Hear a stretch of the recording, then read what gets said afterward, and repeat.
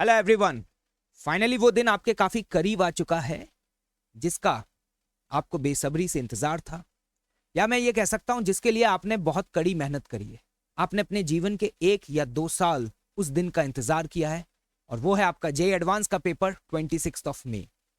मैं आज इस वीडियो में आपको बताने जा रहा हूं कि आखिरी के इन 2 से 3 दिनों में आपको किन चीजों को अवॉइड करना है और किन चीजों को फॉलो करना है।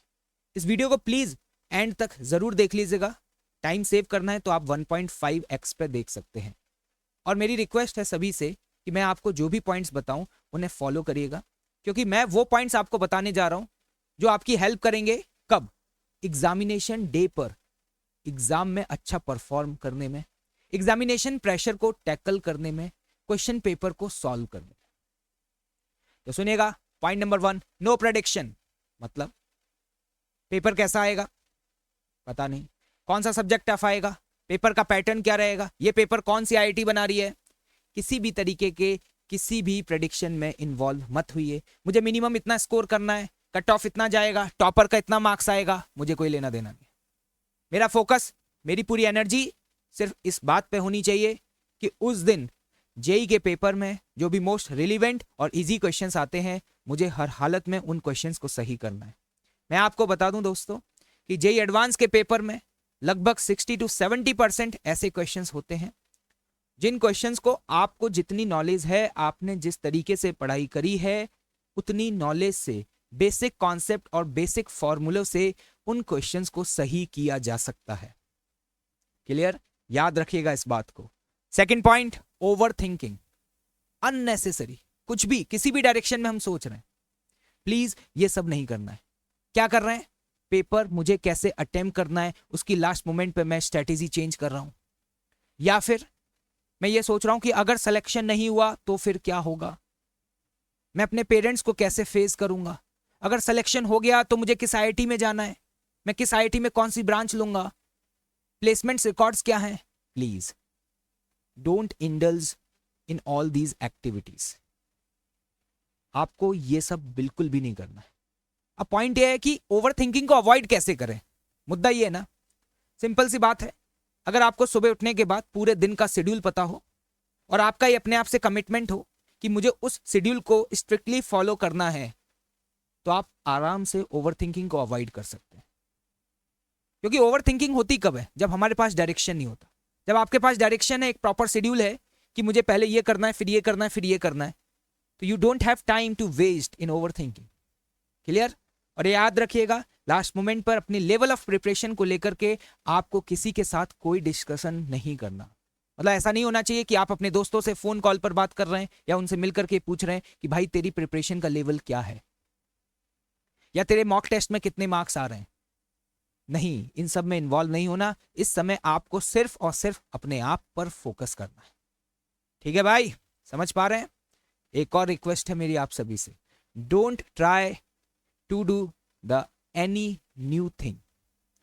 कोई भी ऐसी चीज ट्राई मत करिए जो आज तक आपने कभी नहीं करी है। मतलब अभी इस मोमेंट पर ऐसे क्वेश्चंस या ऐसे कॉन्सेप्ट मत पढ़िए जो आपने कभी देखे ही नहीं है।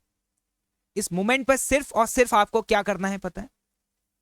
आपको सारे इंपॉर्टेंट फॉर्मूला, सारे इंपॉर्टेंट कॉन्सेप्ट्स को क्विकली रिवाइज करना है। स्पेशली इस समय आप उन टॉपिक्स पे ज्यादा फोकस करिए जिन टॉपिक्स में मेमोरी बेस्ड चीजें ज्यादा हैं। मतलब मैं ये कह सकता हूं आईओसी, ओसी, फिजिक्स में कुछ इंपॉर्टेंट फॉर्मूला, मैथ्स में कुछ इंपॉर्टेंट थ्योरम।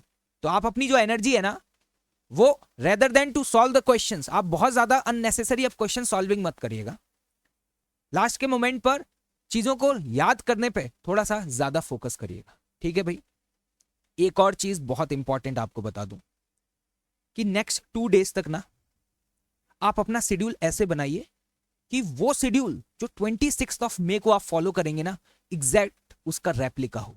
कोशिश करिए, मतलब जैसे सुबह मॉर्निंग में 5 या 6 बजे उठना, ठीक है? उसके बाद ब्रेकफास्ट करना, बहुत हैवी ब्रेकफास्ट नहीं करना है, ठीक है?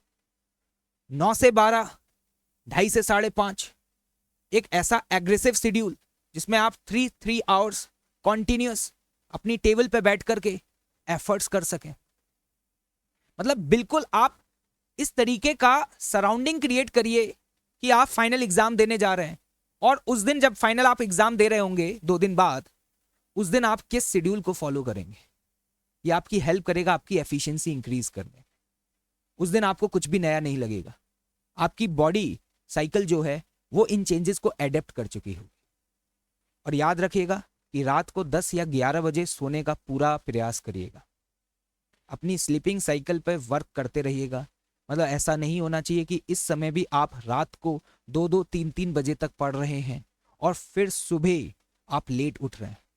मैंने कई सारे स्टूडेंट्स को देखा है कि just because of these things वो लास्ट मोमेंट पर अपने एग्जाम का परफॉर्मेंस जो है ना उसे बर्बाद कर देते हैं। क्लियर?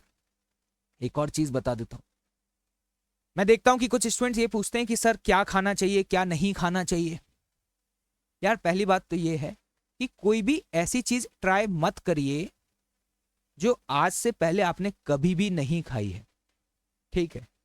दूसरी चीज कि आजकल एक फैंटेसी है कि सर लास्ट मोमेंट पे ना मैं एनर्जी ड्रिंक ले लेता हूं, मैं ये रेड बुल पी लेता हूं, सर एक स्टिंग आती है मार्केट में वो ले लेता हूं।